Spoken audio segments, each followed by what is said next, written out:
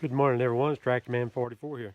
Um, I mentioned in another video, you might have seen it, might not have seen it, that one of these days I was going to have to piece together a saw rig for my son, um, simply because it's a little inconvenient to run mine all the way down there or throw it on a trailer and run it down there for him and all that stuff, or for him to come get it. You know how it is.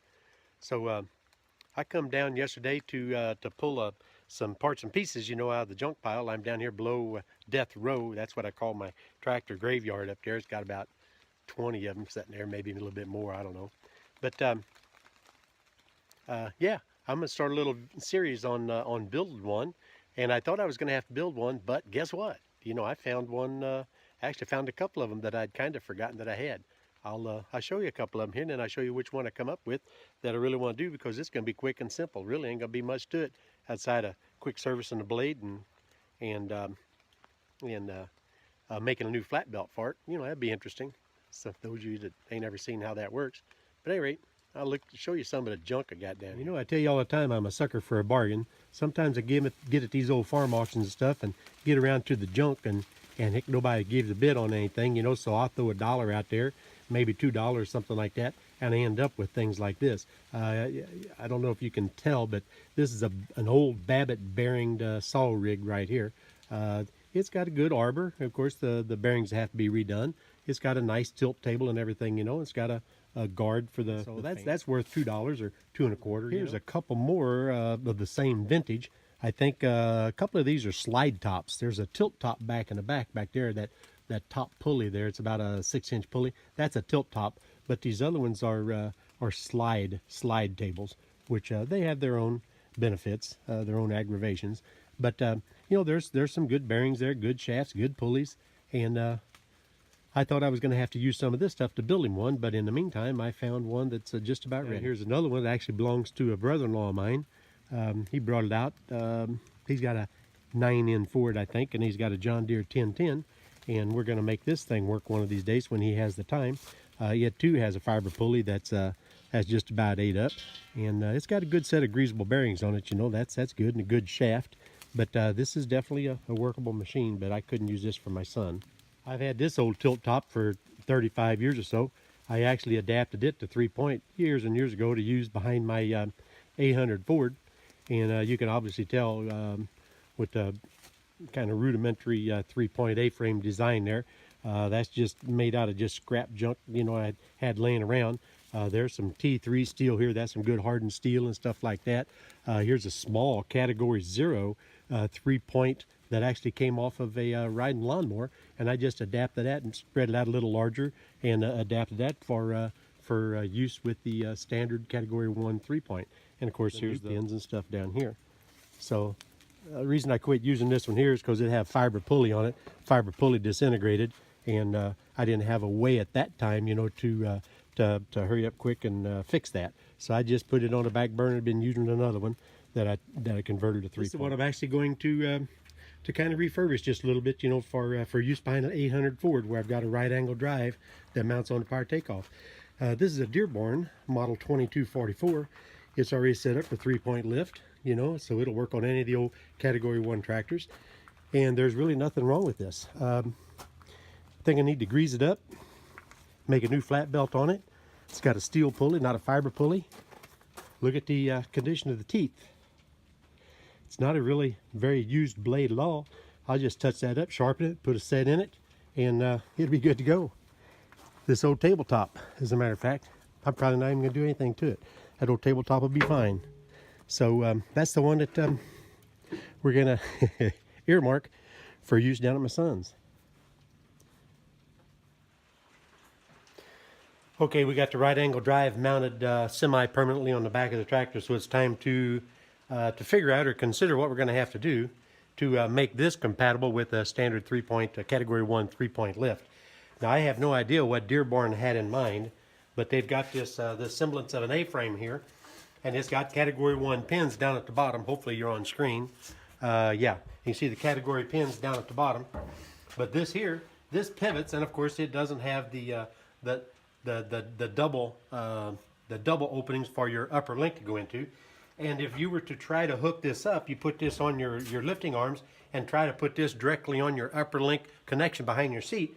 When you raise it up, all it's going to do is, once the lift raises up, this is going to hinge back. And I don't have any idea how that's supposed to function. I don't know if there's a component, an adapter or something missing, or if I'm looking at it entirely wrong. I just don't really know. So at any rate, we're going to butcher this thing up a little bit, and we're going to make it compatible for standard 3-point.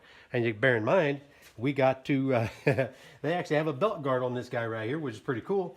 But we have to bear in mind, whatever we make has to steer clear of that flat belt that's going to go around this and through here, hopefully, and then down around our right angle drive and back. So if I can't get that just exactly right, this might have to go, but this has to go for the setup that I went out in the woods and I measured the height of 2 different 3-point implements from the center of the lifting pin down at the bottom, the category 1 pin, to the very top of the A-frame where your upper link goes. That would be essentially your upper link is going to tie in up here that goes up behind your seat in your tractor. And so I measured the 2 implements that I had, and one of them is 21.5 inches, which is about this height right here. That's a standard category 1. And the other one I measured 16 inches. It's also a standard category 1. So what tells me is that it's kind of up for grabs, especially on something like this that is not that critical of an implement that you're going to rely on the hydraulics to do anything other than to pick up and relocate it, to another wood pile. So I'm going to target about 21.5 inches in height. And in doing so, I kind of did a little bit of calculating, and I got to come up with a piece of metal that I'm going to heat up and bend up at about 4 inches, and it's going to butt weld to the top of that frame. Again, that thing don't weigh 110 pounds, so I'll use 70-18 and butt weld that right to the top of the frame, and then I'll put a gusset on the back side and give it a little more support, and then I'll heat that up and bend that in, missing that belt guard, and then come up to just a little off dead center, and then go ahead and bend it up for where my upper link is going to go into. So that's where we're at. That's what I got. There's my measurement right there, 4 inches off that. Then I'll figure what that angle is in order to get that height right there from the center of that pin to the center of that ball pin up here at approximately 21.5. The fact that there's such a variance in just 2 implements tells me that it ain't that critical. So we're going to do what we're going to do, and it's going to work or it won't. Well, obviously I called an end to the work day and kind of relaxing inside, enjoying the fire in the fireplace. Well, it's a little fire, it ain't too cold outside, but I'm enjoying the fire, and I'm enjoying the dog, and I'm enjoying the wife. Not necessarily in that order, but that's pretty much what happens every evening here in in this part of the country in cold weather, or nasty weather anyway. Got a little bit done on that thing, and like I said, I kind of jumped the gun whenever I looked at that odd looking A-frame on the front of that little rig and assumed it was a category 1 compatible. For the life of me, I don't know what Dan User had in mind, or I'm sorry, what Dearborn had in mind, because I could not come up with a legitimate way to simply to attach it. So that's why I went ahead and cut it apart, and in doing the things that I'm doing. We're going to call this a close to part 1, because I have a tendency to draw things out too long. So part 2, and I'll note that at the end of the video, part 2 will continue on with finishing up the A-frame for this, making a flat belt, etc., unless it gets too long, and then it'll be a 3-parter. And then we'll go on to firing up the old Ford. Now, by now, I've already got the old Ford, fired up and everything. I had to go through a little rigmarole to get it going, but then that'll be the last portion of the video, well, a part of the last portion, and then the very last portion of the series is going to be, hooking onto the tractor and actually making it go round and round, maybe cut a branch or two, just to let y'all see how it's going to work. So at any rate, this is the end of part 1. Hope you enjoyed it.